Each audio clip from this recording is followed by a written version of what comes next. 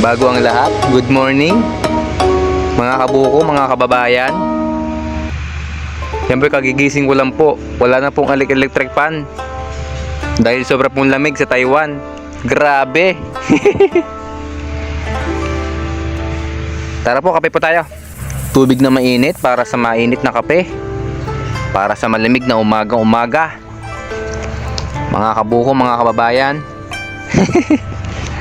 Kape po. A few moments later. Boss, labas ka na, boss. Lopan, labas na. Tayo magkatrabaho na. Andiyan na! Siguro doon mo magkatrabaho na maayos, ha? O may hamiga-higa ka lang. Dito mga kabuko, ay magkasara po ako ng gate. At bagong trabaho po ngayong araw,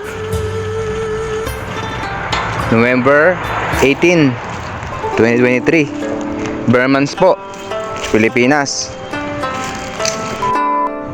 Ngayong araw ay magaan ang trabaho, walang akyat dahil taglamig na. Cancel ang aming akyat dahil maliliit pa ang mga buko ng amo.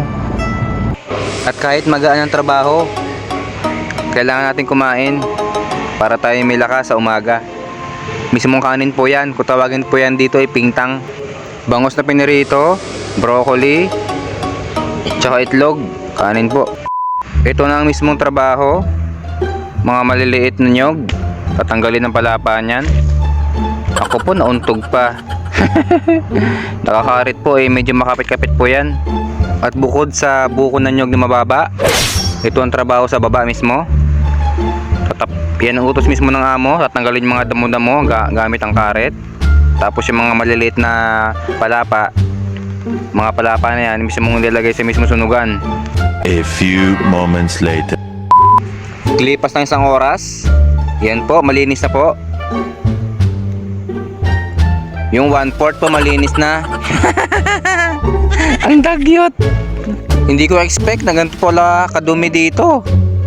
Sa isang area namin, grabe. Parang binagyo ng mga palapa. Hindi ko alam kung anong uunahin ko dito. 1,000 years later.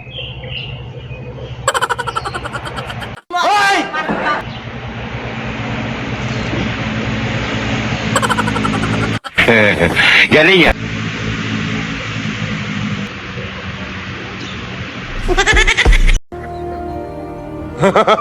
Eternity later. Ito na nga yun mga kabuko. Tapos na ang kalahati ng hektarya. Grabe. Linis na po yan mga kabuko, mga kababayan. Tayo ay magdidiskarte na mga kababayan. Discarding malupit dahil ang katawan dito ay puhunan lang po sa abroad. Tayo po ay magdidiskarte ng Pilipino dahil sa isang oras na yan. Huwag po tayo maglubos-lubos sa trabaho dahil po ay meron pa po yung kinabukasan para po matapos yan. Mga kababayan, kabuko, maraming salamat po sa panood po ng aking vlog sa aking bahay. God bless po. Kunin mo na yung camera.